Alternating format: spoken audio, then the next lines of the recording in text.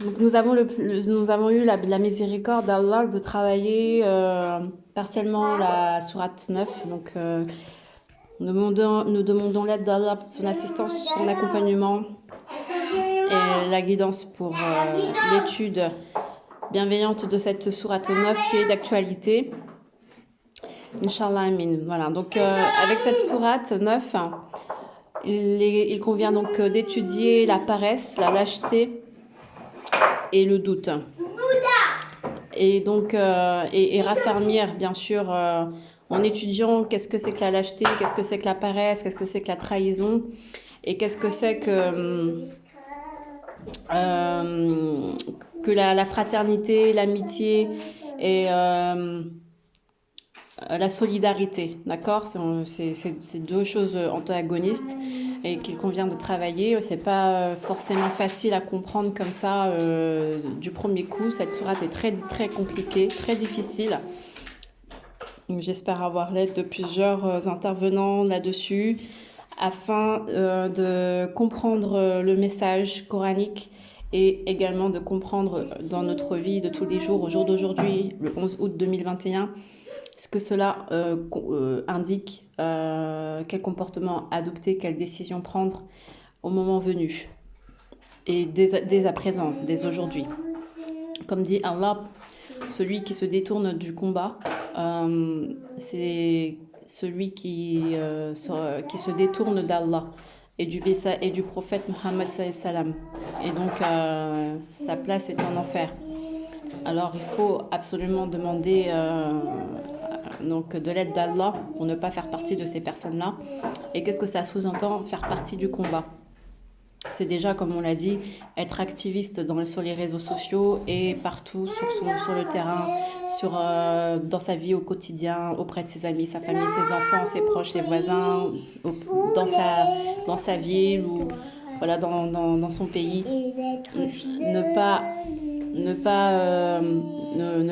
Comment dire, être indifférent. Imran, s'il te plaît. Ne pas être indifférent aux prêches et continuer toujours son étude. Mais il n'y a pas que le fait d'étudier, c'est aussi le fait de transmettre aux autres. Comme on l'a dit, il faut être activiste et non pas passif.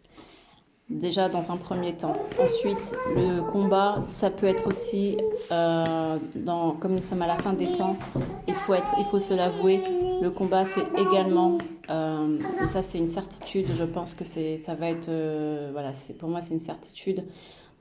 Allah nous confirmera ça par la suite au fur et à mesure. Mais nous sommes dans la fin des temps et les enjeux sont colossaux. C'est-à-dire qu'il y a eu trop de riba. Et le riba, c'est de l'endettement, c'est de l'usure. Et l'usure, ça crée des morts, ça crée de la famine, c'est des crimes, etc.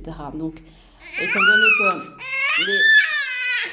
Oui, Doudou. Étant donné que les Occidentaux ont été plongés dans ce genre de système capitaliste usurier, et donc il est important de savoir que le repentir sincère, le retour vers Allah, est un retour avec une demande de pardon verbale, une demande de pardon dans le cœur, mais également, on le sait tous, quand on demande pardon à notre Seigneur, derrière...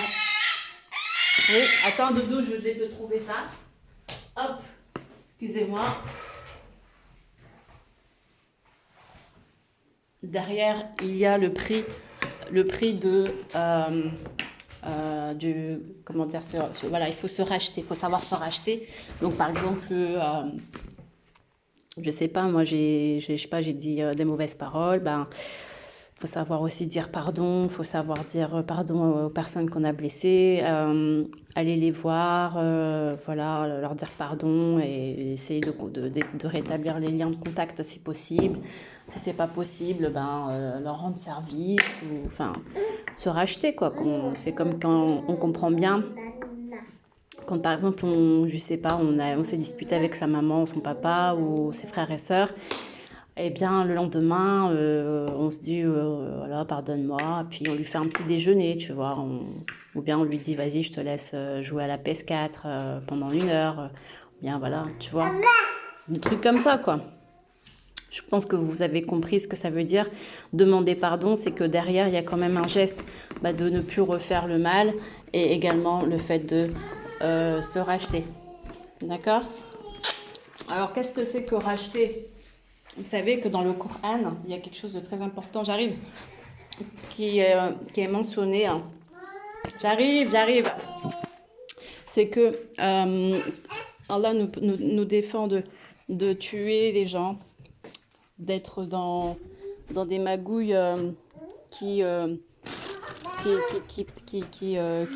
rentrent dans un système d'assassinat, de meurtre des personnes et encore moins des croyants. Allah dit, celui qui tue une personne, c'est comme s'il tuait l'humanité. Et il dit aussi, celui qui tue sans faire exprès ou qui fait exprès de tuer un croyant ira en enfer. D'accord? Donc, à partir du moment où on est au courant de ce qui se passe avec l'usure maintenant, on sait que l'usure crée de la famine, on sait que la bourse, tout ça, ça crée de la famine, ça crée des guerres, on sait que ça crée, que ça alimente un système juteux pour tout ce qui est armement, pour tout ce qui est drogue, pour tout ce qui est prostitution, désordre en fait, pour tout ce qui est désordre de la société. Eh bien, on comprend bien que derrière, il y a le prix du sang, c'est-à-dire qu'il faut savoir racheter, c'est ce qui est dans le Coran, il y a un devoir de racheter le prix du sang des croyants, d'accord? Des gens qui sont morts à cause de tout ce système capitaliste malsain, des embargos, des choses comme ça.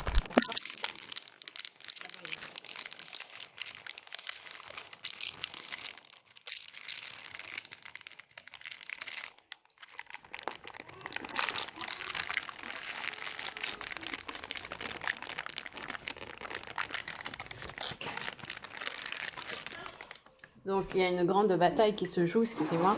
Donc, il y a une grande bataille qui se joue. Qu'est-ce que tu fais, Doudou? Viens. Non, passe par là. Viens. Viens.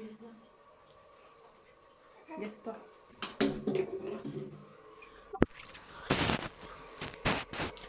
Donc, il y a une grande bataille qui se joue par rapport à tous ces aspects-là. Et il est important de souligner que c'est cette histoire de corruption dont on a détaillé longuement ces derniers jours.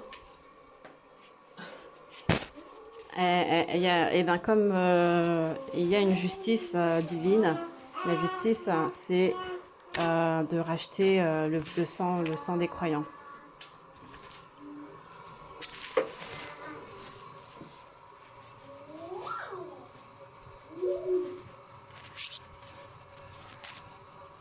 Alors, pour ceux qui comprennent ce que ça veut dire, c'est tout simplement, en fait, donner sa vie, s'il faut passer par là, donner sa vie au combat, c'est-à-dire donner sa vie au prêche, à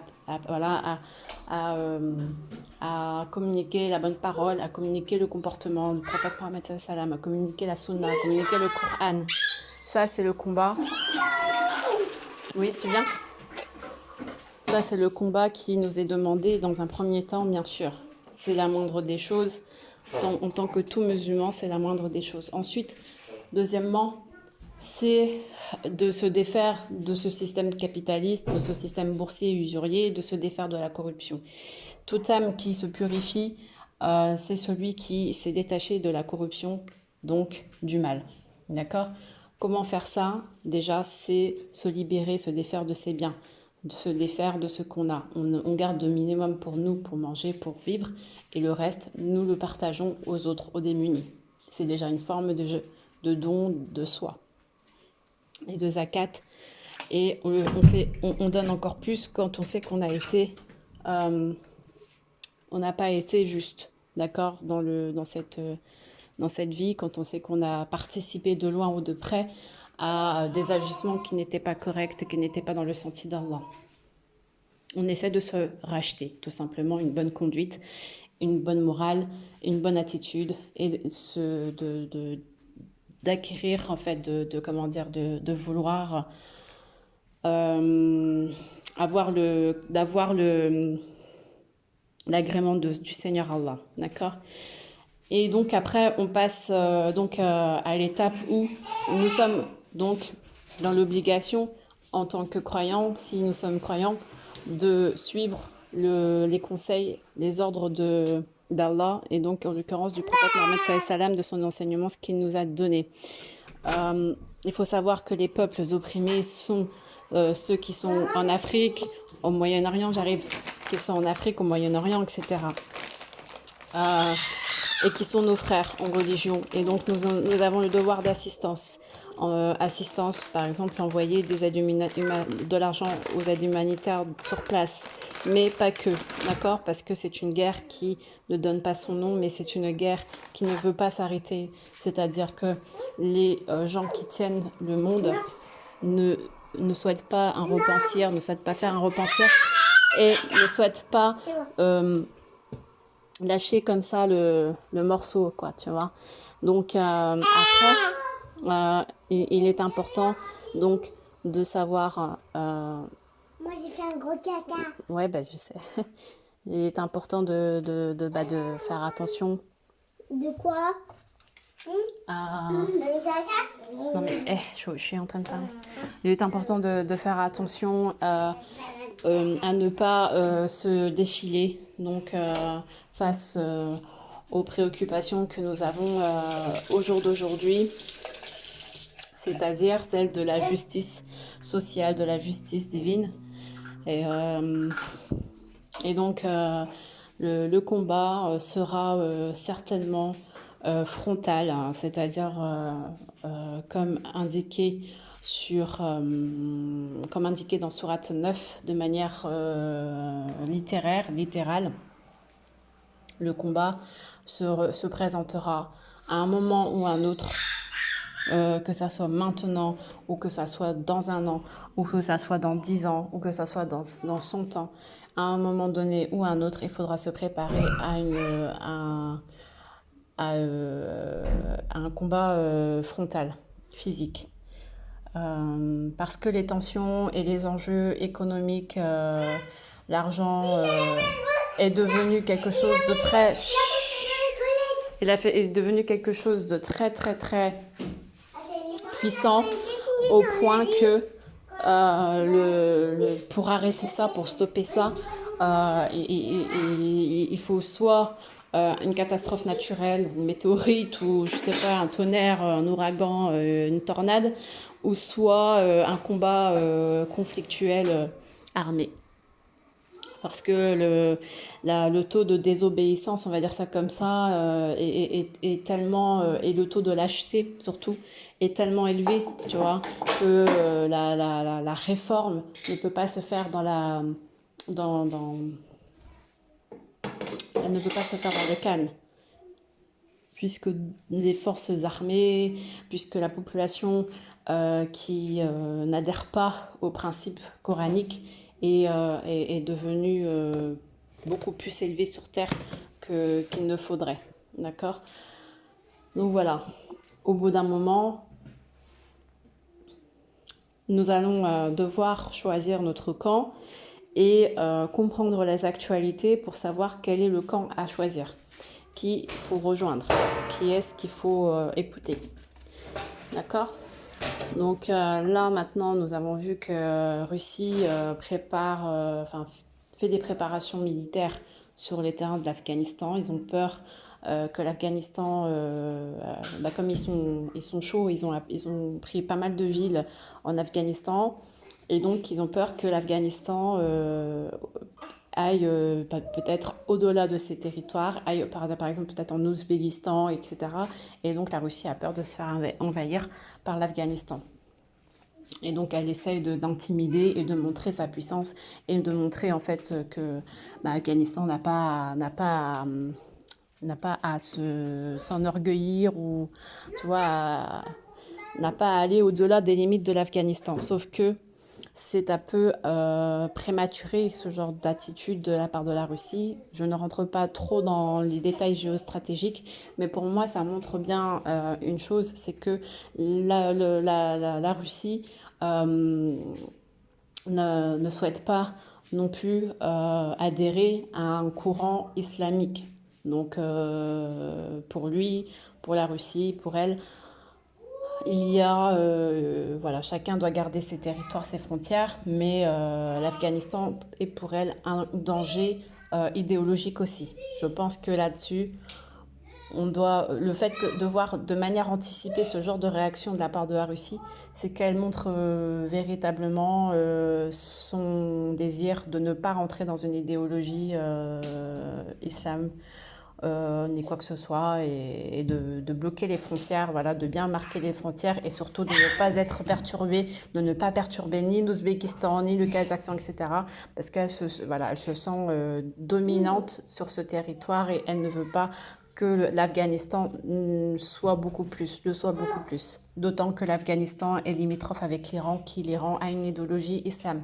Donc elle veut aussi montrer à l'Iran, de par cette anticipation de préparation militaire, sa supériorité ou sa domination, voilà, sa logique russe, tout simplement. Maintenant, normalement, la Russie et l'Iran ils sont pas adversaires ni quoi que ce soit, mais comme je vous le répète, on n'est pas adversaire si on ne marche pas les uns sur les autres. Donc la Russie, elle est toujours attentiste, mais elle montre aussi qu'elle est là, quoi. Elle est présente avec son idéologie, etc. Que dit Allah dans le Coran?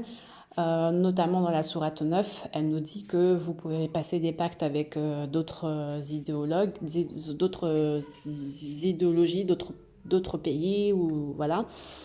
Et il dit précisément avec d'autres associateurs. Je dis pas que la Russie est associatrice ni quoi que ce soit, mais je dis que le Coran nous informe de comment on doit se comporter également face aux autres personnes qui n'adhèrent pas au monothéisme pur. Donc du coup, comment on doit se comporter? On doit se comporter toujours fair play, toujours bonne attitude, et dans l'entente, parce que c'est la paix qui prime aussi, hein. Donc comment faire? Il y a la sourate 9 qui nous dit bien, si vous faites des pactes avec d'autres pays, d'autres associateurs, qui ne souhaitent pas adhérer, mais qui ne vous combattent pas, qui ne souhaitent pas la guerre avec vous, qui respectent, tant qu'ils ont leur territoire, c'est leur territoire, voilà. Vous n'avez pas à rentrer dans leur territoire. Si, voilà, chacun a son territoire, chacun a son idéologie, c'est comme ça. Tant que vous faites un pacte avec eux, et qu'ils respectent le pacte, et que vous aussi vous respectez le pacte, tout va bien, ne les combattez pas. Il faut savoir être pieux, d'accord? Si vous faites l'inverse, vous n'êtes plus dans la piété. Et ça, c'est très, très dommageable pour vous, pour votre salut. Donc là, il est important de faire des pactes, de savoir s'entendre, et de savoir aussi garder ses territoires. Voilà, quand on est afghan, on reste afghan, on ne va pas aller chercher plus qu'au-delà de ça.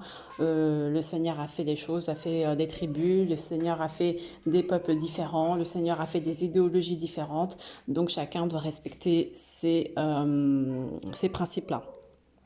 Maintenant, concernant par exemple les croyants qui sont en France et qui souhaitent par exemple partir parce qu'au bout d'un moment ils vont trouver que ce sera intenable de vivre en France, étant donné que voilà, on ne sait pas comment ce sera demain.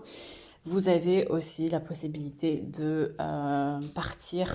Nous avons la possibilité de partir et de rejoindre, comme dit la sourate 9, le lieu de pèlerinage, c'est-à-dire la Kaaba.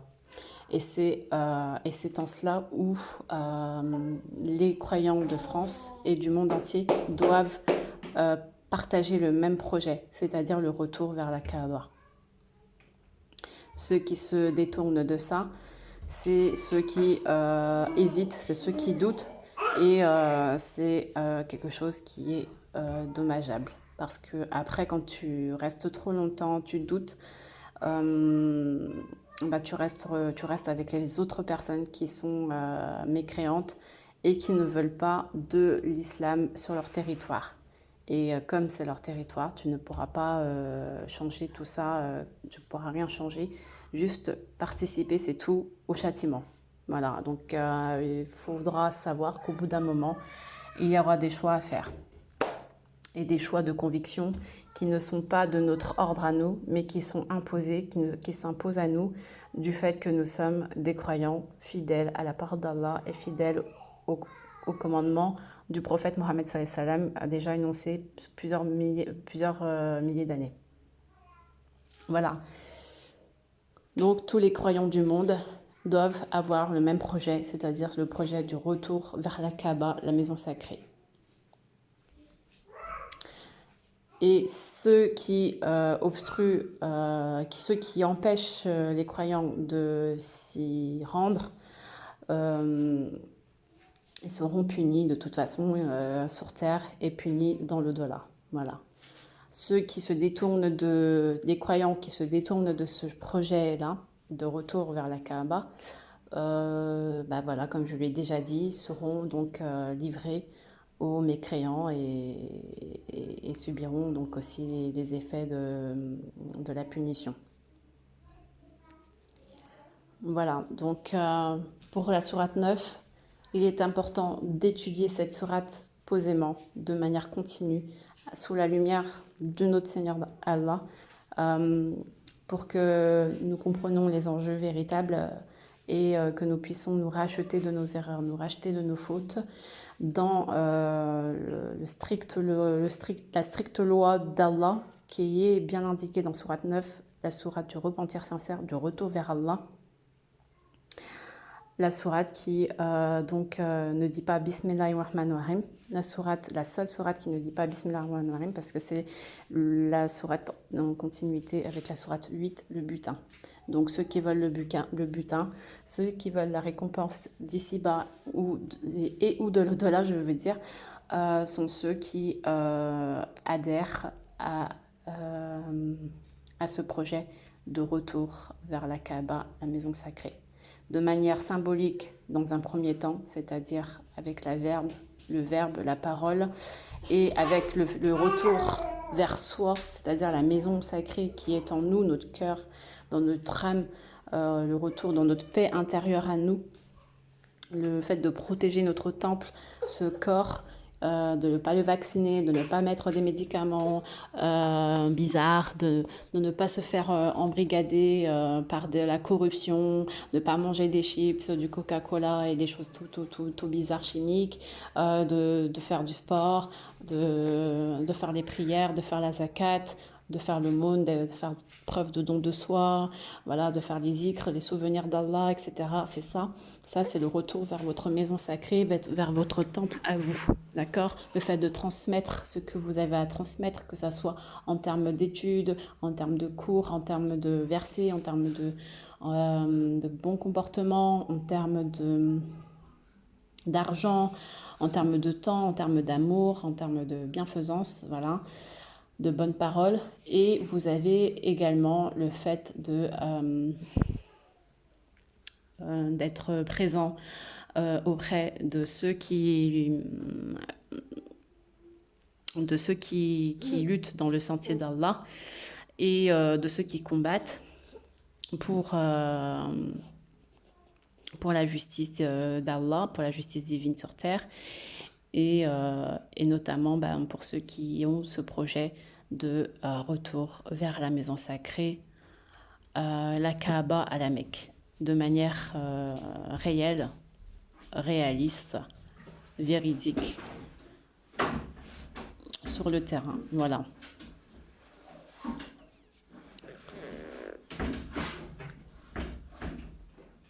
Comme dit donc la sourate 33, la sourate 3 de la famille Al-Imran, verset 31, nous retrouvons donc le chiffre 3, 3, 1, qui est le chiffre 7. Oui, et de Moïse. Eh bien, vous avez le chiffre 7, vous avez donc le code de l'épée, donc le code de savoir aller jusqu'au bout de votre démarche pour obtenir l'au-delà, donc savoir faire le repentir sincère auprès d'Allah, c'est donc racheter ses fautes, même si ça va jusqu'au prix du sang, de son propre sang. D'accord? Voilà, je vous souhaite une bonne journée, je vous souhaite de réussir voilà, votre étude de la sourate 9, de vous armer de patience, de vous unir, de vous comment dire, concerter avec les meilleurs spécialistes de la sourate 9 et également des meilleurs spécialistes de la sunna du prophète Mohammed sallallahu alayhi wa sallam qui nous enseignent sur la démarche à suivre à la fin des temps, qui soutenir, qui croire, quelle armée rejoindre, quelle cause rejoindre, quel départ, voilà, quelle démarche entreprendre. C'est des choses à travailler pour travailler votre certitude, votre confiance, votre foi en Allah et mériter donc votre salut. Voilà, c'est très... Tout ça, c'est des choses à travailler à l'avance et ne pas se laisser divertir par des choses futiles qui nous feraient perdre le fil de l'histoire. Donc le fil de l'histoire, vous savez que je suis très attachée à Sourate Al-Fil, à Sourate 105, avec donc la sourate de l'éléphant, où la Kaaba a été menacée par le roi chrétien Abraham et du coup c'est Allah qui s'en est chargé et a protégé, a gardé la mosquée sacrée. Donc voilà, c'est une image pour vous dire que la mosquée sacrée, que ça soit nous, notre corps, ou la mosquée sacrée, celle de la Kaaba, les deux, de manière spirituelle, de manière symbolique et de manière réelle, physique, matérielle, même si elle est détruite ici-bas sur cette terre, même si on va nous forcer à mettre, je sais pas moi, des produits toxiques, même si on va nous forcer, on va nous tuer, on va nous mettre un missile, on va nous mettre une bombe, ou même si on va nous fusiller sur place parce qu'on voudrait rejoindre la mosquée, la Kaaba, ou même s'ils vont mettre une bombe nucléaire sur la Kaaba, ou je sais pas quoi. C'est pas ça qui compte parce que ça va pas être détruit. C'est l'intention, l'intention qu'on avait de vouloir défendre telle ou telle cause, l'intention qu'on avait de vouloir se rallier à la cause de prophète Mohammed sallallahu alayhi wa sallam, à la cause d'Allah. C'est cette intention-là qui compte. Cette intention-là est le fait de tout faire pour être dans cette intention. Si on fait tout ce qu'on a dans notre pouvoir et qu'on a cette intention véridique, demain on peut très bien être détruit, on peut très bien être fusillé, mais tant qu'on avait cette idée et qu'on a mis en place les plans d'action pour aller vers ce cheminement, eh bien l'intention, elle, Inch'Allah, Amin, sera pris en compte et restera toujours... voilà, elle restera éternelle, elle restera validée et c'est ça qui compte, tu vois. Le corps en soi, c'est pas le plus important. La pierre qu'il y a à la Kaaba, c'est pas les décorations qu'ils mettent là-bas à la Kaaba, c'est pas ça le plus important. Demain, tout peut détruire. Tout peut être détruit, comme le Coran. Tous les livres de Coran peuvent être détruits. C'est pas ça le plus important. Le plus important, c'est que nous ayons pris conscience dans notre conscience, dans notre intention, dans notre âme, dans nos esprits, qu'on a réussi à avoir qu'on a réussi à apprendre tout ça, et que le peu qu'on ait appris, même ne serait-ce que les 7 versets répétés Al-Fatiha, que ça soit rentré dans notre cœur. Et que ça... Eh bien, si on doit disparaître, eh bien que l'on disparaisse avec ça, au moins, tu vois. Que l'on disparaisse avec cet état d'esprit. Et c'est ça le plus important, et c'est ça qui est éternel. Merci. Prenez soin de vous. J'espère que vous allez j'espère que vous allez comprendre le message pour travailler votre foi, et vous unir, voilà, auprès des spécialistes. Si tu veux pleurer, un fond. Voilà, sachez que n'oubliez pas les Ahlil Bayt, voilà, les Ahlil Bayt, donc la famille du prophète Mohammed sallallahu alayhi wa sallam, elle a été conservée, cet état d'esprit a été conservé par le peuple iranien. Et Iran, vous pouvez le mettre en acronyme, il y a Rani dedans. Donc Rani R-A-N-I, ça veut dire reine en indien. Et reine, voilà, c'est comme la femme qu'il faut protéger, tu vois. Donc c'est comme la femme qu'il faut protéger, la femme qu'il faut défendre. C'est le joyau, c'est le fruit qu'il faut protéger, conserver. C'est comme la famille de Halil Beth. C'est pas, on ne doit pas la tuer, on ne doit pas l'assassiner, on ne doit pas lui faire du mal, on doit suivre ce qu'elle dit. Non, on doit suivre ce qu'elle dit et la protéger, la conserver et l'accompagner, tu vois. Donc, c'est un message symbole très fort pour vous dire que l'Iran a du savoir, l'Iran a conservé du savoir des Halil Beth. Le peuple iranien a conservé. Je dis pas que tout ce qu'ils font c'est bien, qu'ils sont parfaits ou quoi, mais ils ont conservé cet état d'esprit-là. Et donc, il est important pour nous de l'admettre, de l'avouer et de suivre. Merci, prenez soin de vous. Salam, ciao.